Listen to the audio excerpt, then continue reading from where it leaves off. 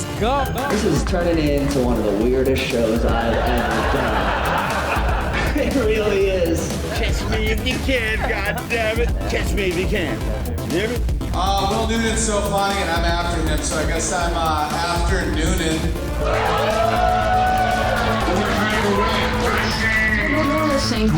You're listening to Hypothetically with Will Noonan.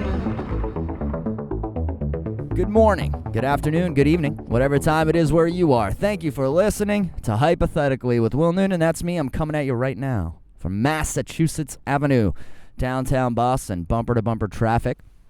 I am heading home. Just finished a film shoot, and I am heading home. And it is 5:30, rush hour. I'm on Methadone Mile. But I haven't reached the methadone part of Methadone Mile yet. I'm still on the Mass Ave good part. But anyway, how are you guys? How's your week been? How's your life? What's going on? Lot to cover this week here on Hypothetically. And I don't know. Let's get right down to business. One of the first topics I want to talk about this week is this Apu Simpsons bullshit that is happening online and I guess on True TV. It bothers me to no end. There's this comedian named Hari, H-R-I, H-A-R-I, who I've only worked with maybe twice. I think I've just done a couple shows with him or a comedy festival or something. I know we've hung out once or twice. It was a long time ago, probably over 5 or 6 years ago. But just that's just information you need right now, because I don't know this dude personally super well, but I've met him, and I wasn't blown away by how funny he was, but to be fair, he was probably not blown away by how funny I was either, because it was 5 or 6 years ago. But I don't see anything fucking funny about doing a documentary trying to take down the Simpsons, of all the things, because you don't like the voice of Apu. I can't even... I'm like, this has just gotten too crazy, bro. This whole thing, this trying so hard to find new shit to be upset about, has just gotten so out of hand that they're going to waste an hour of national television time on the topic of whether or not Apu on The Simpsons should be erased because it's, a racist stereotype of a 7-Eleven worker. So I don't know. The Simpsons has been on for 30 years almost. It's been on for such a long time. People forget that The Simpsons itself was a groundbreaking television show that at the time it came out was considered too hot for TV, considered too controversial. And all the fuddy-duddies in America, all the fucking, dorky, nerdy people you wouldn't want to hang out with were like, this show shouldn't be on TV. It's bad for the children. Bart Simpson's bad for the children. Al Gore's wife was all against it. The fucking Christian groups were all against it. But like regular people loved it. People with a little bit of fun in their bones loved it. It was a huge phenomenon. The first 10 years The Simpsons was on the air. T-shirts, just marketed to fucking shit, dude. Till there was no atoms left, it was marketed. Keychains. You couldn't turn your head without seeing The Simpsons. That's how successful of a show it once was when it first came out. But it was also considered groundbreaking in the sense of showed a dysfunctional, some would say too dysfunctional family on TV. Didn't pull any punches, showed the father drinking all the time, and people used to just say it set a bad example for the public at large or whatever. So that's the skinny on what people used to say about The Simpsons. But that fucking show broke down doors and broke down barriers like left and right. Like completely changed the face of primetime television. So many things today would not exist without the success of The Simpsons and the chances that people took on The Simpsons and the creativity and the genius of dozens of people all mixed together perfectly at the right time to create an iconic television show that should be remembered and celebrated and not fucking put through this weird 2017 filter of, does this make me even the slightest bit uncomfortable? Because if that's the case, it needs to just disappear. So anyway, this fucking quote comedian named Hari, who, God, believe me, the industry has been trying to put this guy in something for years. Like, you know, because apparently being Indian right now makes you the hottest fucking shit in the world. If you're an Indian woman, forget about it. So they've been looking for a project for him for a while, and then they finally found this thing on True TV. I guess he got a little bit of like heat on Twitter when he was like, should we be taking a look at Apu? Should we be taking a look at this? And he made this hour-long thing, which I refuse to fucking watch. Because it's, first of all, I wouldn't watch it if I loved Hari. I wouldn't watch it if I agree with him. It seems stupid. It seems like a waste of my time to watch. But it just is like, dude, get a life. Comedians are supposed to be like tearing. First of all, we're supposed to be funny. That's number one. I don't know what's funny about taking a comedy, an animated comedy, to task over this minor thing. But I'm all over the place. You can tell when I get upset, I don't make a lot of sense. I don't do a great podcast because I just ramble about like how stupid it is. But think about it. Just think about the show that is The Simpsons. It's about a white family where every single member of the family almost is not a hero, not a great. Like the main character of the show, Homer Simpson, is a white trash father who's an alcoholic, who's the literal epitome of idiocy. like the dumbest fool, maybe one of the dumbest fools in the history of mainstream television is Homer Simpson. So it's not some show that paints white people to be some fucking awesome, I keep thinking, what's the opposite of inferior? Superior race. White people are some awesome superior race, and they go to 7-Eleven and make fun of the fucking Hindu guy who works there. It's not how it fucking goes. It's the opposite, in fact. Homer, Bart, even Marge and Lisa, all crazy, and then you got fucking Apu, who's often the voice of reason. The only thing he does that's silly is he gets shot all the time and continues to work in a convenience store. Now, let's just even forget the fact that a lot of convenience stores actually do have Indian guys who work there, and that was and continues to be a very common thing. Let's ignore the fact that most of those Indian people own the business, and hence that's why they're there. It's mom and pop stores have existed as long as time, and yes, mom and pop kind of turned into owning a 7-Eleven franchise, but it is established on that show that Apu is an Indian business owner who is smarter than the main character, Homer. So that's one glaring thing that I can't get my head around why it would bother you so much that Apu is Apu. The thing I think he's globbing onto, and what's so important to everyone, is that Hank Azaria, who's white, does the voice of Apu. Okay, I can sort of get that, but let's not pretend that this show didn't come out in like 1992, when their influx of Indian comedic actors had not... What the fuck was that? Oh shit, that was my phone. The influx of, Aziz lights that are everywhere, and even Aziz was pretty fucking light himself, and now all these other dudes coming out of the woodwork, dudes and chicks. The door that Aziz broke open, don't get me wrong. Good for them. Everyone should fucking work.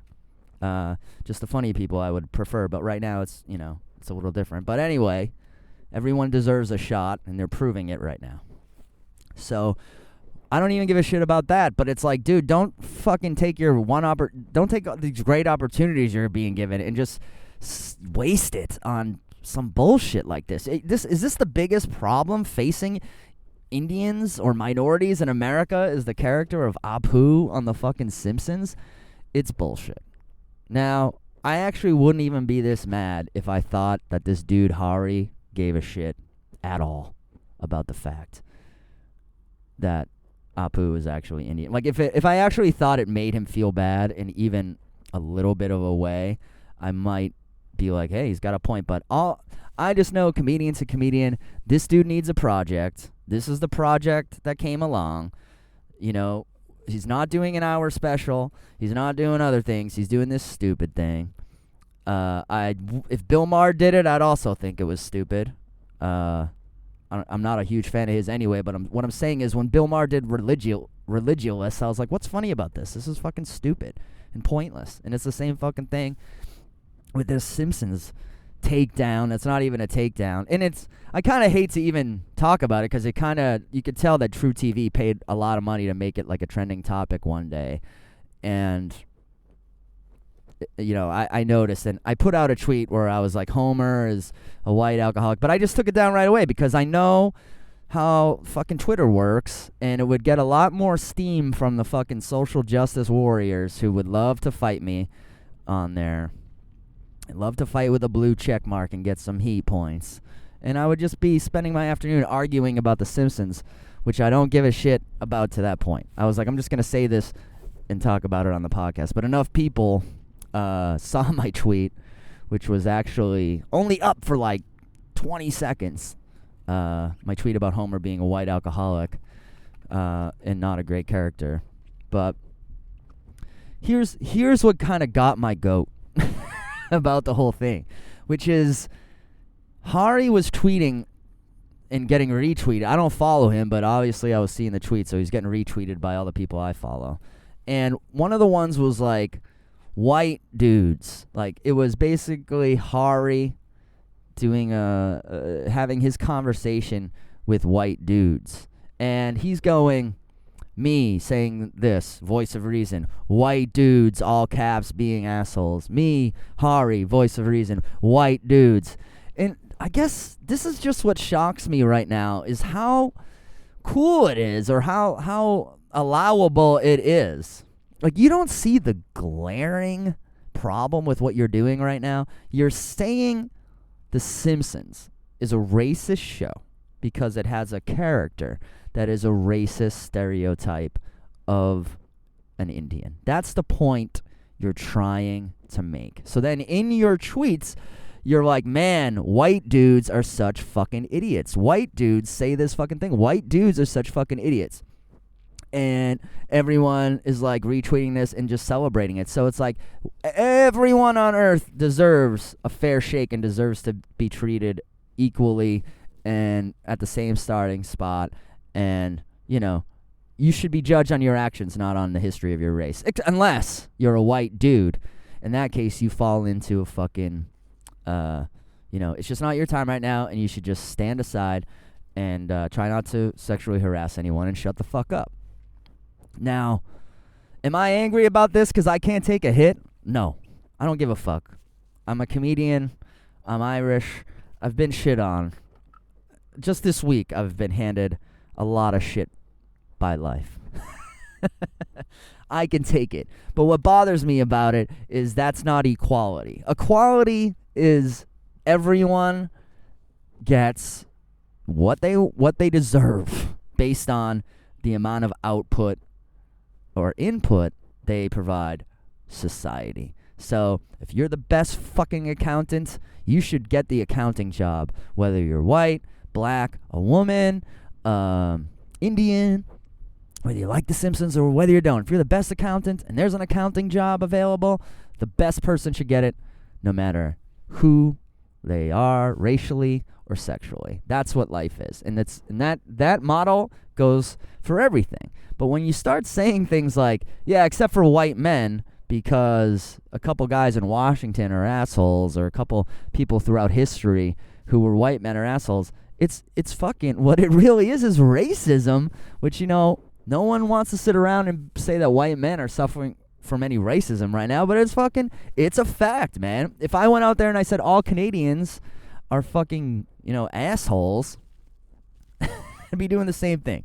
I would never put out a tweet where I'm like, I say this, and then all black men say this, and then I say this, and then all black men say that. Maybe I would, but most people wouldn't.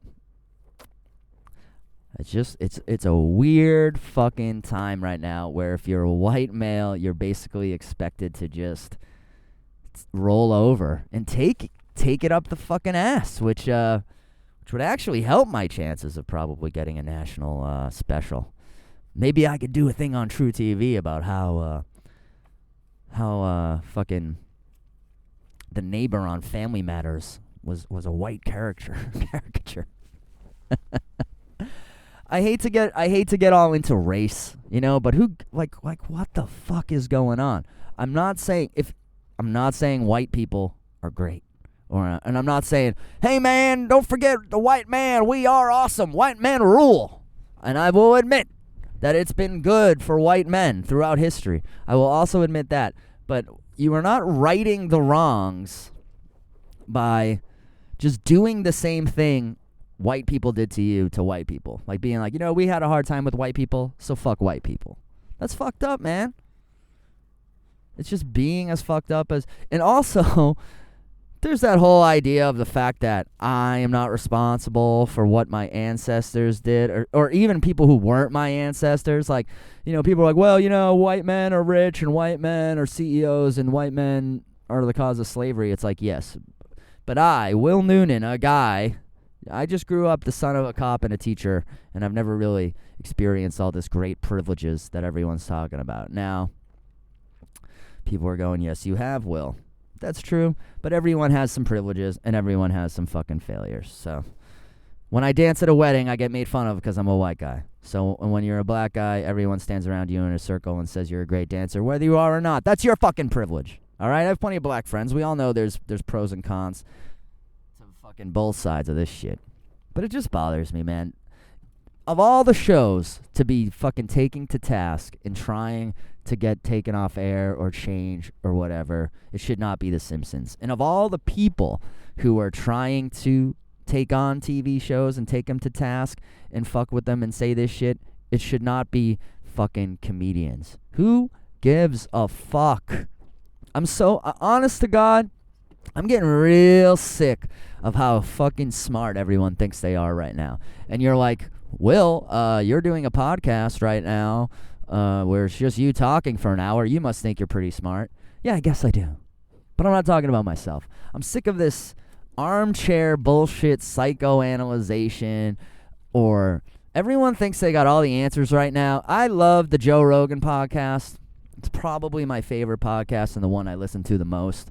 But I got to admit, I wouldn't be a fair and balanced individual if I didn't, sort of criticize the things I love as much as the things I don't love.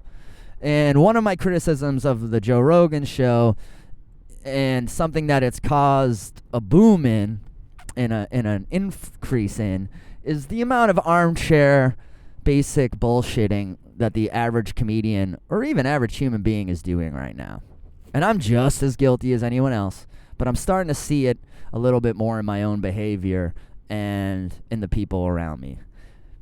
Just little things. Like there used to just be one asshole at work who was a know-it-all. You'd be like, oh man, that guy Bob, he's a real fucking know-it-all. He thinks he's got the answer to everything. You'd be around Bob, you'd be like, yeah, my niece has diabetes. Oh, diabetes, here's what you gotta do for diabetes. Oh yeah, I'm driving up to Vermont. Vermont, take 84, don't do this, blah, blah, blah. Some guy who just always had the fucking answer to everything.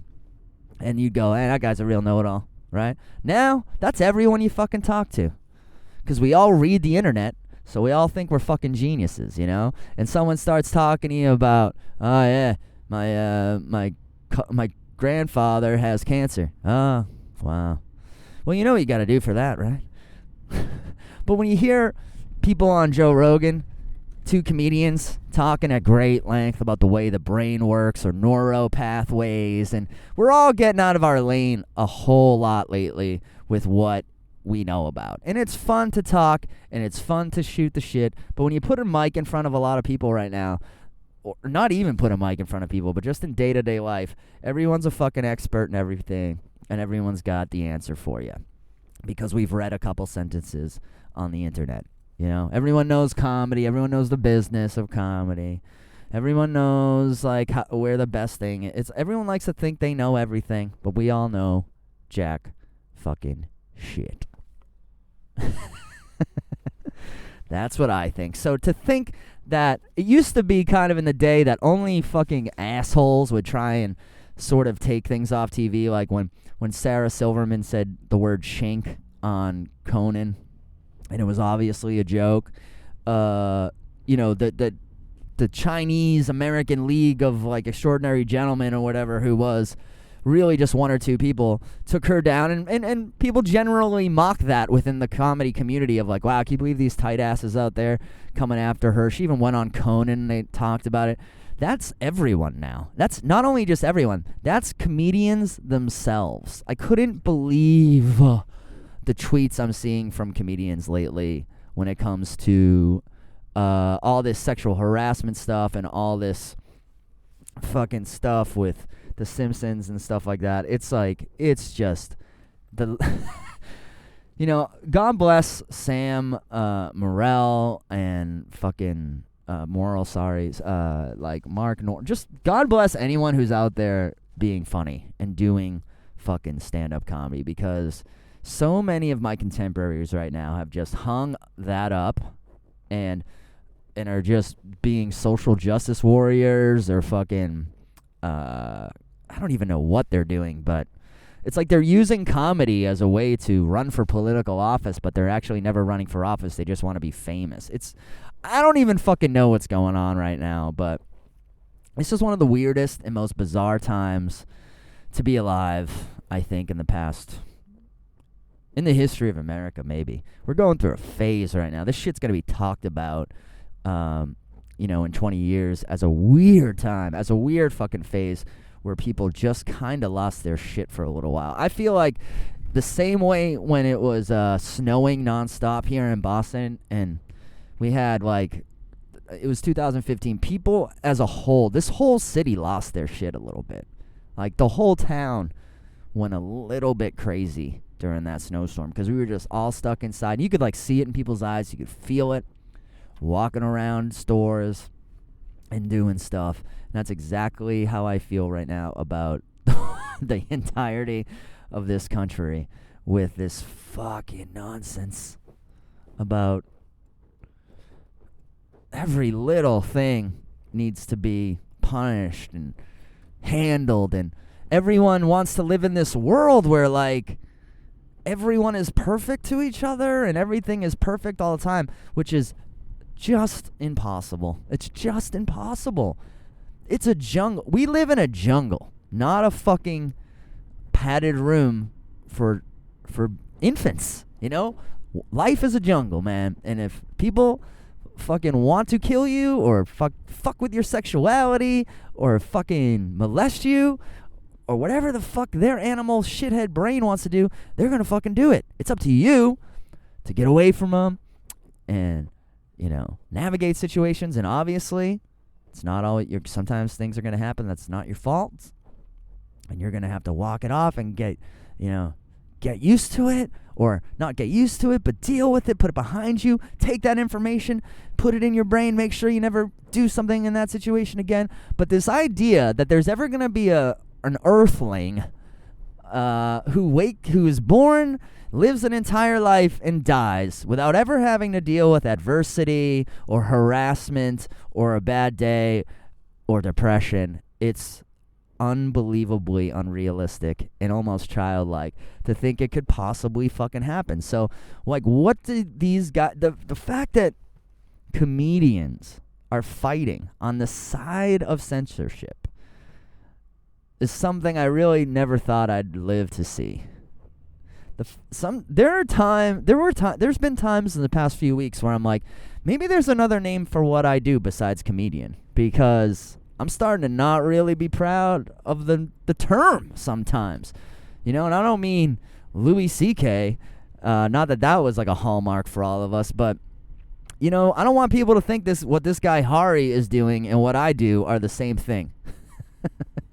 Because I'm still out here fucking trying to turn frowns into smiles, and this guy's trying to turn TV shows into fucking I don't even know. I was gonna say United Color or Bennington Nets, but that's what he's meant. What do you want? Would you? All right. If every single character on The Simpsons was white, Would there be a outrage that there wasn't any minority characters? Absolutely. Should they fire a guy who's been doing a voice for 20 years and have an Indian guy come in for no reason? I don't think so. Is there anything hateful at all about that character? No. Did that character maybe actually even in a time where there wasn't a lot of racial harmony in this country, was Apu the first introduction to many Middle Americans to an Indian person? And maybe since he's such a great character and lovable, they treated Indian people with more respect after seeing it. That's also possible. Is it possible that this dude Hari doesn't have a lot going on in his career right now, and this is a good move for him career-wise? Possible. Is he getting paid? Yes. That's the other thing. If he was doing it for free, I'd be like, all right, Hari, you care about this shit. But he's not.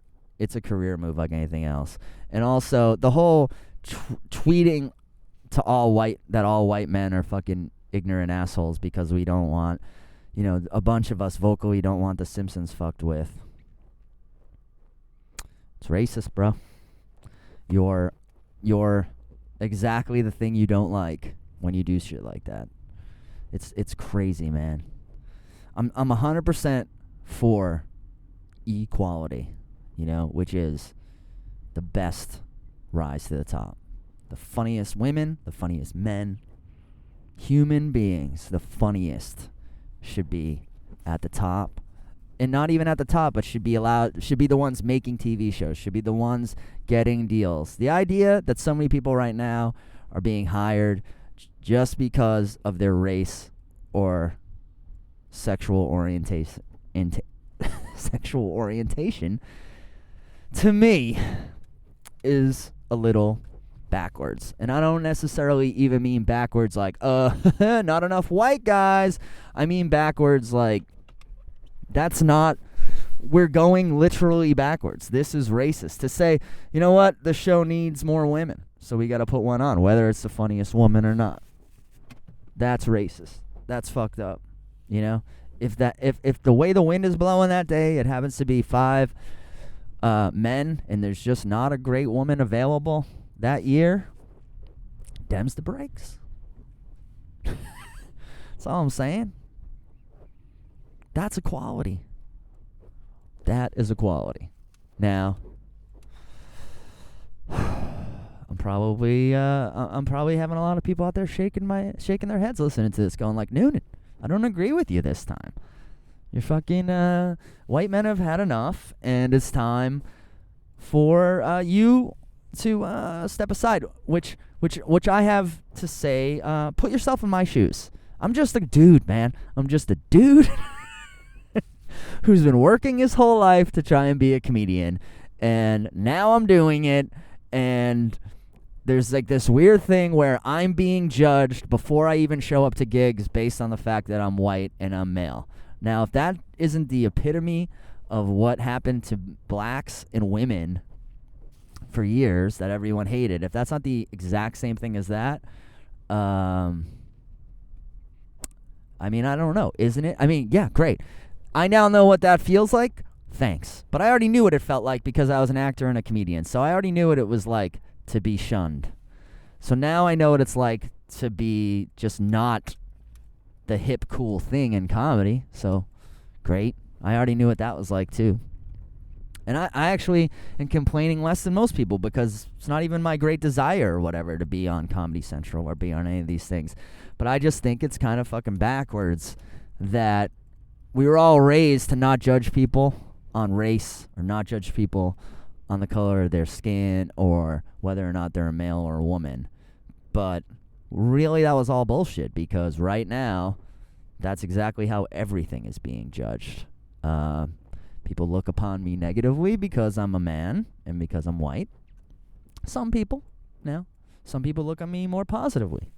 And that kind of goes back to what I was saying earlier, which is the world is the world. It's a fucking jungle. We can all act like it's not, and that we can all act like if we work hard, we can change things. But the truth is, we're just one country. We're a big one, but we're just one. And even if we perfected America, if you think any other country is going to just play ball the way we do, it ain't gonna happen. So let's say we do perfect America, and it's just this happy wonderland for all races and ethnicities, and then you want to travel, and then you go to fucking Italy, and some guy whistles at you. What are you gonna do? Have a nervous fucking breakdown right there on the sidewalk in Italy? And be like, excuse me, sir, but in America, we would never tolerate such indecency. We would never admit that a man and a woman are different creatures and that they behave differently. We are all the same. Everyone's the same, although we're not a communist country, but we're or financially the same, but we are all the same. Except for white men, we are all the same. I mean, what's going to happen to you? You go to another country and some guy whistles at you, or someone stares at you because you're a race they've never seen before, or someone assumes something about you because of your race. Are you just going to fucking snap and scream at them that they're racist? Because here's what their answer is going to be. I don't care. That word means nothing to me. Life is a jungle. There's lions, there's tigers, and there's fucking cuddly little koala bears. And you decide which one you are. And you decide. I don't know if you decide which one you are, but the point is, it's about survival. It's about survival out here. So be a fucking... I'm not saying you should be a bear. You shouldn't be a predator. But you should have your head on a swivel. You should be like a squirrel. You know? Ready for anything. Like me. Constant anxiety because you're ready for anything. I hate being this upset over stupid bullshit, but it is just non-stop these days, man. It just never fucking ends. This motherfucking daily basis. And you know, I don't want the sexual harassment stuff is like, obviously I'm not for that, but I also think that it's being so overblown right now. If you were to be an alien who came down to Earth just this last week, you'd be like, man, these people can't keep their hands off each other. Almost every male who's in power is a fucking creep. But these are 30 years worth of stories that are all coming out at the same time, and we've officially now entered the area now of like the fact that they aren't. Excuse me, like they're getting to be not real. Like this one with Al Franken, I think, is a little bit not real. Now, I don't really like Al Franken, and I never really liked him, comedy-wise or politician-wise. I never really liked him. I always thought he was a very self-important guy, a guy who always was kind of smug and thought he knew everything. But I do think he's getting kind of a raw deal on this one because he clearly took like a semi-funny photo. And this is a guy who worked for Saturday Night Live in the 80s. This is a guy who did coke with John Belushi. This is a guy who saw Chevy Chase like masturbate in front of the Blues Brothers. This is a guy who's been through a lot, and now he's pantomiming like he's gonna grab a famous reporter's boobs while they're backstage at a USO show and she's taking a nap, probably on her phone, probably so like when she saw it later she would think it was funny.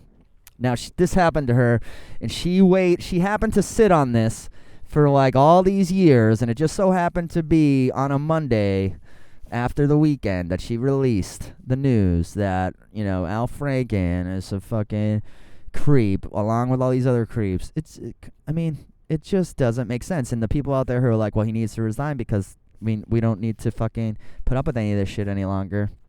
It's like, hey, whatever happened to America where you're innocent until proven guilty, and like maybe you had to be, you know, more than just an accusation for you to fuck up your whole life. Now, I did say a couple weeks ago that politicians were the only one I kind of had this feeling about because they make decisions that affect our lives. But look, let's have some fucking common sense.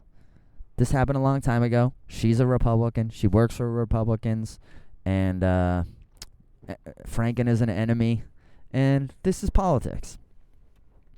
I actually think a lot more of these sexual harassment things are about destroying someone than they are about changing the status quo of sexual harassment in America. I think it has a lot more to people are using it now to destroy enemies of theirs, to destroy people that they just wanted to destroy, to get vengeance, And that's what happens when you're okay with witch hunt culture. And I'm fucking just as guilty as it of anyone, really, because when it looks bad for Trump, I always get a little bit excited because I just always wanted to see a president go down, like, while I'm watching. Any Democratic or Republican, I've kind of always disliked the power structure and disliked presidents, so I always like to see him go have some shit.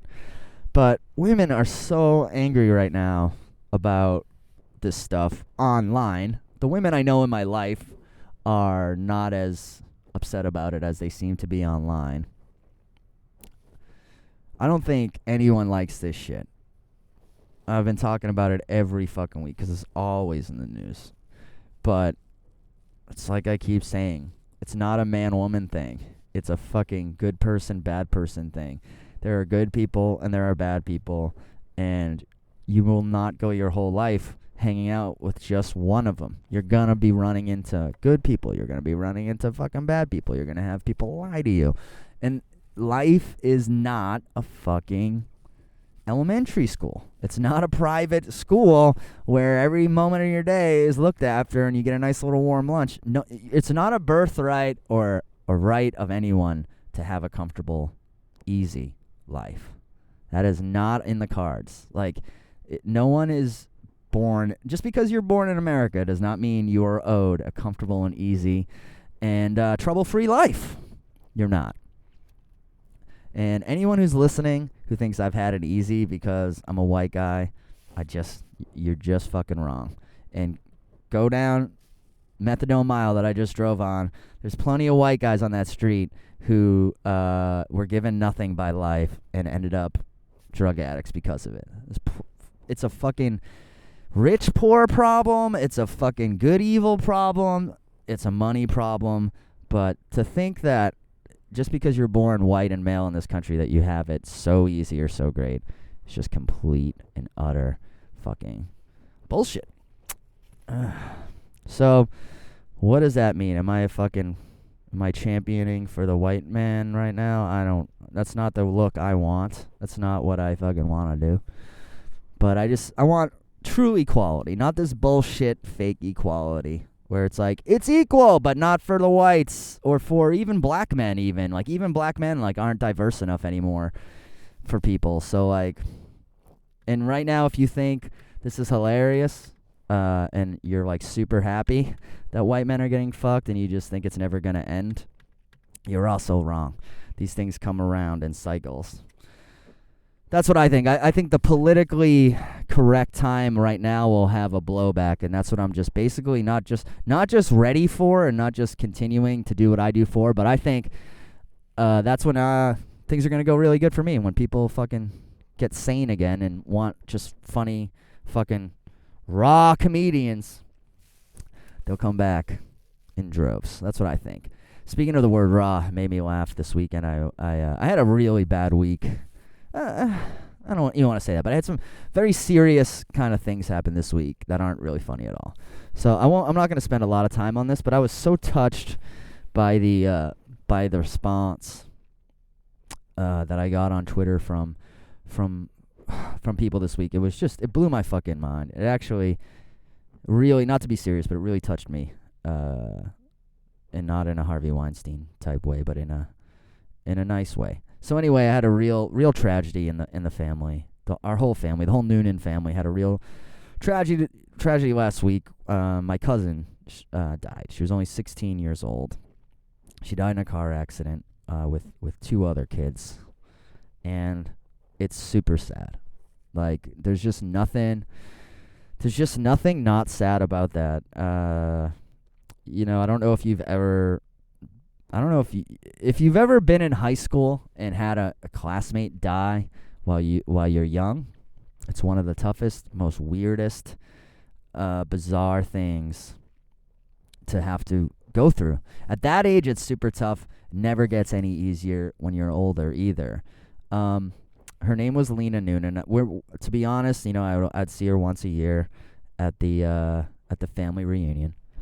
But her dad and her grandfather were guys I saw a lot more, especially her grandfather, who's my uncle. So it tore the whole family apart, emotionally. We were all super sad, obviously. And they started a GoFundMe to raise some money for the funeral, right? So I'm like getting ready for the wake, and I'm like, I'll donate some money to this GoFundMe. And then I was like, as I'm donating it, I'm like, I do have a lot of Twitter followers. I was like, because it offered like, oh, you should share this on Facebook, and if you share it on Facebook, like it might raise more money. And then I was like, I don't have Facebook anymore, but I do have a lot of Twitter followers, and I was like, maybe if I share it on Twitter, some of my Twitter followers will donate, So I did. This is 3 days ago. I donated.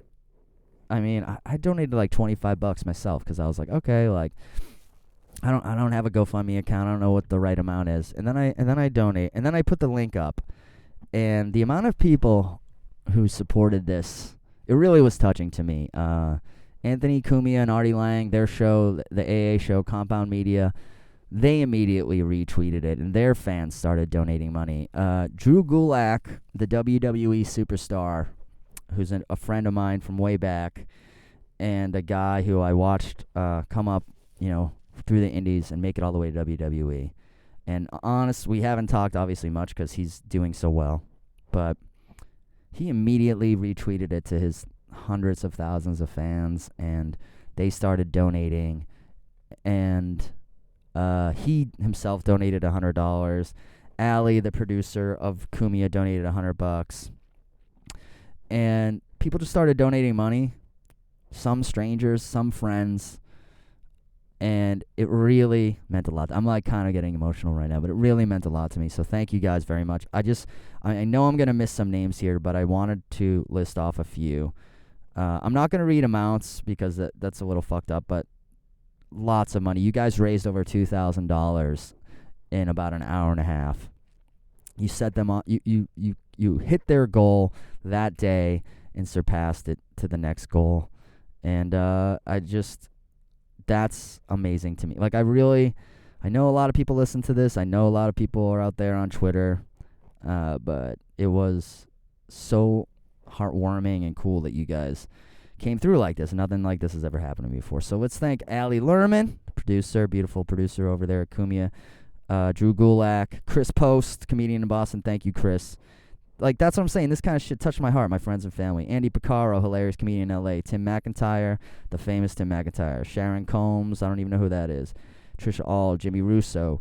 Trisha Ald's a great comedian. Ken Reed, thank you very much, Ken. We don't even get along that well, and Ken Reed donated. Mike Holmes, Diane Gervais, a bunch of anonymous donations from Twitter. John Krug, Paul Price, Kate Procession, a great comedian. Paul Price is my buddy. Karen Naviers, Marty Caproni, Donald Huard, bunch of $100 anonymous donations. Thank you guys. Brutal Bob Evans, the best wrestling trainer in the world. Thank you. Dano Smith, Samantha Zanes, Gina LaFleur, Bob Melly, Joe Flynn, Niraj Shah, great comedian. JPR, John Paul Rivera, great comedian. Valley D, great comedian. Nick LaValle, great comedian.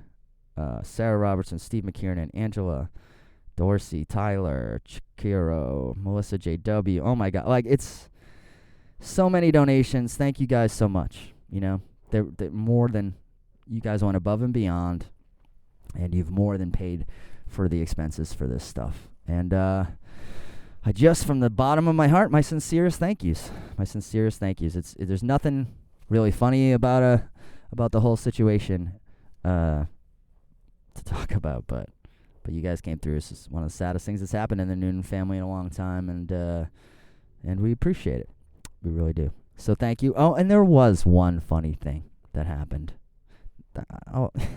God bless the Noonans, especially my dad, George, because it's 2017, and there was this horrible tragedy in the family, and they put, of course, there was a Facebook memorial page and with the GoFundMe on it. My dear old dad wants to go on there and write something nice to memorialize. And, because he's in his 70s, he accidentally put up a GIF instead of what he meant to write. And The GIF he put up was a Halloween GIF of a skeleton climbing out of a grave. So my dad actually hit send, didn't even know what he had done. He the way he tells it, he saw the skeleton GIF in the feed and went, "Ugh, how tasteless! Who would do that?" Puts his phone down. A minute later, my sister calls him from work, and she's like, "Dad, what the fuck are you doing? You need to take that down now." And my dad's like, "What? I put that up? No, I didn't. I wrote miss her so much." And she's like, "No, Dad, you did." And he's like, "Well, you take it down. I don't know how to take it down." She's like, "I can't take it down. You have to take it down. It's your password." Or what? So he's sending her the login information so she can take it down and all that. And he came up to me. My dad told me this story, and this is how he ends the story. He goes, "It was up for 13 minutes." He goes, "It was only up for 13 minutes. I don't think anyone saw it. I don't think too many people saw it." And in my head, I'm like, "Dad, 13 minutes on the internet, 1 million people saw it, and they probably screenshotted it and everything." But that's my dad. He brings lightness to situations, even sometimes when he doesn't mean to. But that was crazy. That was pretty funny. It was like the one glimmer of funniness in this whole thing. And you know what? He wasn't even the only guy to do it. He got a little bit of a pass because some other older man put up a GIF from Super Mario Brothers and was like, "I'm sorry, I don't know how to do this. I don't know how to take it down. I'm sorry," and just wrote that. So get with it, Facebook. Stop spying on us for just a couple seconds and maybe put up make it a little easier for old people to use. I'm fucking very anti-Facebook, by the way. I get messages from Facebook, which I only check about once a week. I have a Facebook fan page I only check about once a week. And I get messages there. It's not the place to contact me if you want to contact me. Hit me up on my website, email, or just Twitter or something like that. I barely check that shit. It's just bad news. It's like a cancer that fucking Facebook gets in you. Just spreads. So, all right, Michael, I'm close to the end here. A couple of quick things to wrap it up. I had a very bad heckle. I've had some crazy hecklers lately. I got to get these clips off my phone so I can just share them to you guys. Share them to you? Show them to you. But I've had some hecklers lately. I think Trump in office has really doubled down on the heckling. I don't blame Trump, but I blame the amount of internet fighting people were doing, where now they're bringing that into their day-to-day life. They're a little bit more emboldened from fighting on the internet all day, so they feel like they can yell out at comedy shows. But I had, I'm at Capo every Monday. It's such a good time here in Southie. We get a lot of good press. Everyone loves Capo. And it's been fucking flawless. We've been doing it since June. We're getting into November now, and it's been great every week. Obviously some weeks the show's funnier than others, but it's been pretty much great every week, and no problems. This week my good friend Maureen comes down. Maureen, who runs the Cotton Southie blog, she comes down with her husband Peter, and they sit right in the front row, and start the show. And before I can even get started, I got this crazy heckler guy who's like a fucking Boston firefighter, I guess. At the time, I thought he was a what do you call it? I thought he was a fucking yuppie because he was wearing a suit, but I guess he was a fireman who had been at a funeral or something. But I don't know what his problem was, but it was awkward. It was not a good heckling scenario. Sometimes when heckles happen, they're really good in the sense that the guy or woman is giving you a lot to go with so you can be funny. Like if you search Will Noonan heckler, you'll probably get a clip from me in Vermont where I shut down some hecklers, and it's pretty funny. And that's kind of a good one because she kept saying things so I could do so. This guy would clam up, and it would just be this awkward silence. And this was also the day that I had been at a wake for a 16-year-old all day, so I wasn't in like the best mood to deal with a heckler. So I was a little bit clammy myself and a little bit harder edged, I guess, than normally myself. Now, the Capo is fucking, it's a classy joint, so this guy was thrown out pretty quickly by the staff there, the fucking awesome staff there. And this is a rare thing to happen at Capo. Never even had a heckle, really, before. But it was interesting. It was definitely one of the more interesting things to happen to me this week. and it was right off the start of the show. So you know what? I'm going to end the podcast this week with that clip. So I'll say goodbye here, and I'll play that clip out because it's a few minutes long, and you can listen to the awkwardness in your own. But it ends, I will say this, there's a happy ending. So anyway, that's our podcast for this week. Thanks again for all your donations to the GoFundMe. It meant so much to me and my relatives. You can still go there. The link is in my Twitter. I'm sure they'd still appreciate any funds. Also, you can donate to this podcast at willnoonan.com. CDs, all that stuff. You know the deal. Thank you guys so much for listening to this show. It means a lot. The numbers have been phenomenal lately. We've been growing. Laughable has been great. Who else? I just did something, and a lot of people checked it out from that. Maybe the Kumia show. I don't know, but thank you guys so much. You're just the best. I really appreciate you. This week was I realized that you guys are out there and that you're good-hearted, and I appreciate it. So remember, if no one told you they love you today, I do. Peace out. So I kind of fucked up, and the audio from Capo was not actually good enough to use. You can barely understand what's going on. So what we're going to do is, I won't fail you. I have another night from a couple months back where I also got heckled. So it's not the Capo one, but it's pretty good. And I got heckled by this chick, and she says some funny shit. So enjoy this. Sorry to tease you with Capo, but come see us live, and maybe you'll see something crazy. Or just enjoy the food. But anyway, here's the fucking clip. Thanks for listening. It's a weird time. Even on Tinder, I have it set for woman. I have it set for chick, but every now and then you match with a dude. Has that ever happened to you? I don't know why I chose you like that. Because sometimes it happens. It's like the algorithms or whatever. And I just cast that wide net. So hey, hello, you're shit face. What's up? It's the worst when you accept them. What's going on here, by the way? I like how you move. Do you know her? Yep. Oh, she's right up on you, bro. This is crazy. Hello. That's what she's doing tonight. Is that your girl? Yeah, you look like you have a long night ahead of you, bro. I can see it in your eyes. Did you guys meet on Tinder? Yeah. Cool. That was like one of the hardest questions you've ever had to answer. I'm just fucking with you. What's your name? Yolanda. Is that what you said? Yeah. Is that the truth? Exactly. God, exactly. Holy shit. I feel like I'm on Homeland right now. I'm getting interrogated. I don't know what's real and what's fake. This is cool. I'm only the first comedian. You got some time to get through. Cool.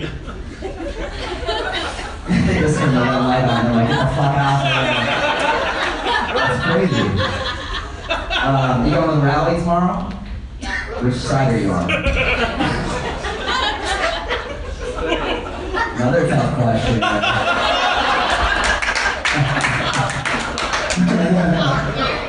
Oh, you're wearing it. Who knows nowadays, you know? I'll have a Tropicana. So anyway, I'm going to wrap this up. You know, you kind of remind me of this little story, actually. Only because you're drunk. I don't know how you sound normally. You have 3 cocktails. That's it. That's all I'm going to say with the word cocktail. I said cocktail. I thought everyone go like, oh fuck, he said cock now.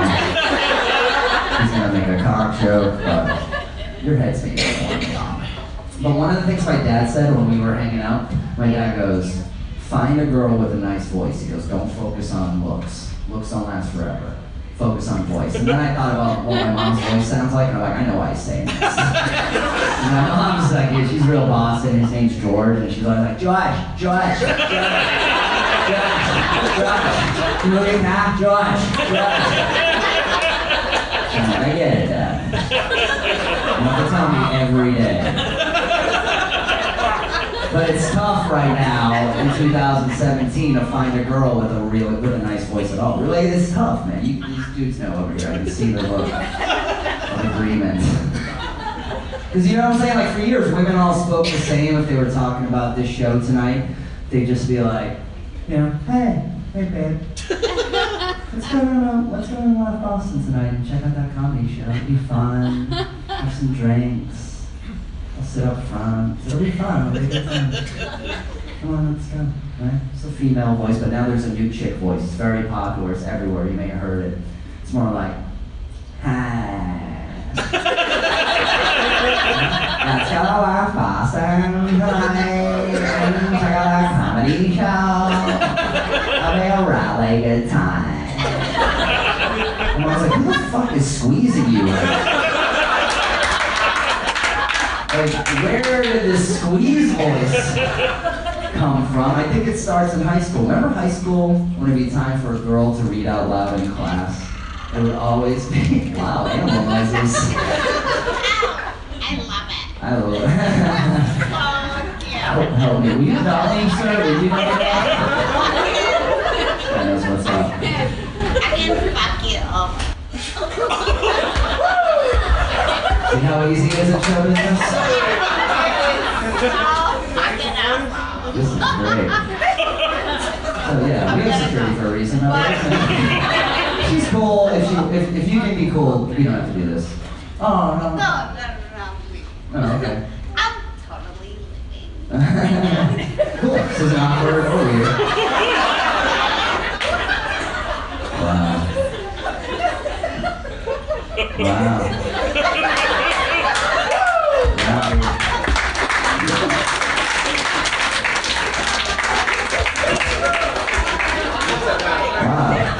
All I keep saying is wow. I've been doing this a long time. That's one of the quickest one of those I've ever seen. Now imagine if you smoked a fatty. Oh shit! Oh shit! Well done, sir. Seriously.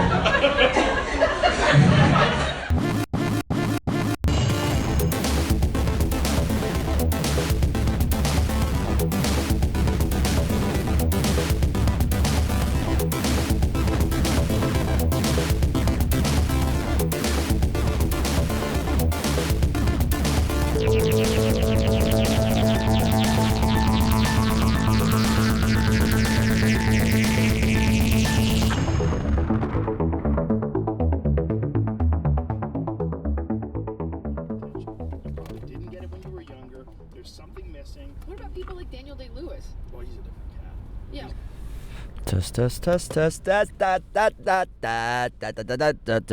test, test. Testing, testing, 1, 2, 3. Testing, testing, 1, 2, 3. Testing, testing, 1, 2, 3. Testing, testing, 1, 2, 3. Testing. Test, test, test, test, test. Good morning, good morning, good morning, good morning.